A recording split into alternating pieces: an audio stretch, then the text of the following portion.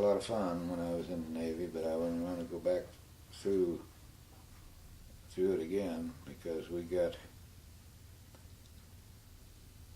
hit with 2 torpedoes. Luckily, one of them just glanced off of the side and went off the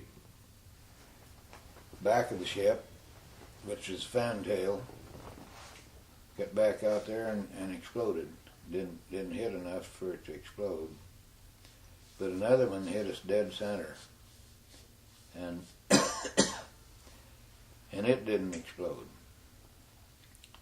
And a torpedo has been known to do real goofy things. They've been known to come through the side of the ship and stick in there. And the torpedo also had a time fuse on it. And so the first thing, I happened to be on a crash and rescue crew at the time. I was the electrician in that section of the ship. And I kicked open the escape hatch and looked down in there, and it was completely dark, but I could hear the water rushing in. Of course, I had a flashlight with me, and of course, it was, if the lights are out, it's the electrician's duty to go down first before the rest of them come down and try to get some lights on so they can see what they're doing. And so I goes down the ladder, got my flashlight out there, and couldn't hear anybody saying anything. All I could hear was this water rushing in. Couldn't see anything of the torpedo. And there was a hole there. Oh, well, it was big around as a torpedo, I suppose. Maybe it was 3 foot across, something like that. I don't remember for sure. But it was just pouring in. And I was shining my light around there, trying to acquaint myself with the fuse boxes, and I kind of knew, but I was excited enough that I was still kind of looking for it. And pretty soon I spotted one of the firemen. He was setting up on the deck there in the fire room, and he kind of holding his head in his hands. He was from Tennessee or somewhere, and he was sitting there, and pretty soon he says, "Well, God damn." And by that time, some of the other guys, they was kind of getting their wits about them, and I got over to where the main panel was for the fuses, and then the other guys were coming down behind me. I got a few lights on, and of course they had bilge pumps running right away to pump the water out, and then we had portable pumps, which they called them handy billies, and they got them all down there and was pumping the water out. And then this part of the crash crew come down in there with I don't know, pretty heavy timbers, and I don't remember now where they must have had them stowed up front in the bow of the ship. And of course I didn't know it at the time, but up on the deck they had lowered a big rope mat down over the side of the ship, and it had these inflatable floats on them, like you heard of the Mae West life jackets. Yeah. And they had this mat tied to the side of the ship, and then the captain turned the ship so that the ropes on the bottom went under the ship, and these floats inflated and come up on the other side. Well, then they tied those lines real tight up there to hold the mat up. And of course the water coming in and held it there anyway. And then they got mattresses, about everybody's mattress, and well, first they they put these big timbers up over this hole and wedged them in there, and then they kept stuffing these mattresses in the hole to slow the water down. And the handy billies and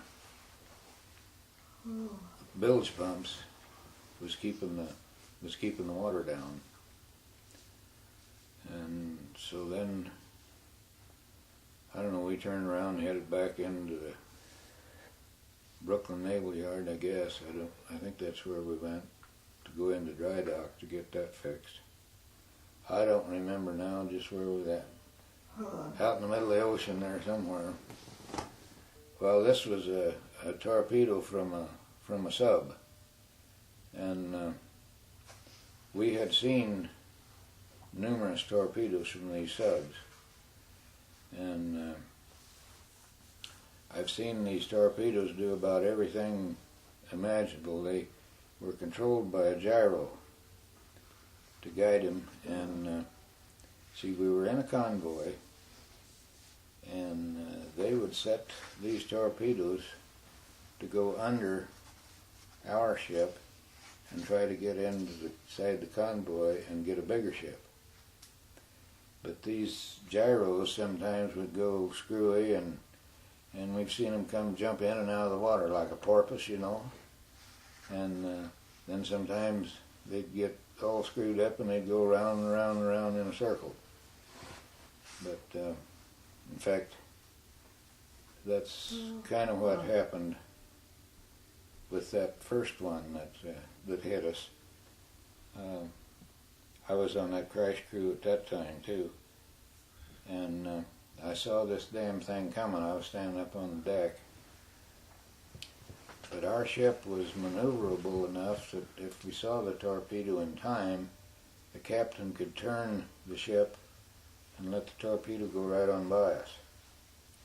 But they also had a tracking device in the torpedoes. If they got in the wake of your ship, they would turn around and follow the wake. Well, our ship was fast enough. Torpedo didn't move very fast. If it got in the wake of our ship, we could take off and outrun it until the batteries run down or whatever they were powered with. But a big troop ship or cargo ship, they couldn't move fast enough. If the torpedo got in their wake, they'd come around and smack right into the screws. But our little destroyers and the escort ships, we were supposed to intercept these torpedoes, take the torpedo instead of losing the big ship. And one torpedo would just completely destroy a ship of our size. But this one, I saw this darn thing coming, and I wasn't too concerned about it because it was quite a ways away, and it was kind of skipping a little bit. And I thought, well, if the captain sees that, he'll just turn and let it go right on by. But he didn't see that one, but he saw another one that was coming. And he turned to miss that one and almost turned right smack in front of this one. And it come down and hit a glancing blow. And it hit right where I was standing, right below me. When I saw that it was going to hit there, I turned around and I was going to run. Run where, I don't know. But I had a hold of the lifeline on the ship, you know. And I couldn't let go of that lifeline. I just stood there, I just froze to that lifeline. And that torpedo hit the side of the ship and just throwed I don't know how many hundreds of gallons of water up there, all over me, about drowned me. Well, that kind of woke me up then. Then I saw the torpedo going on out, and it really didn't do any damage to us.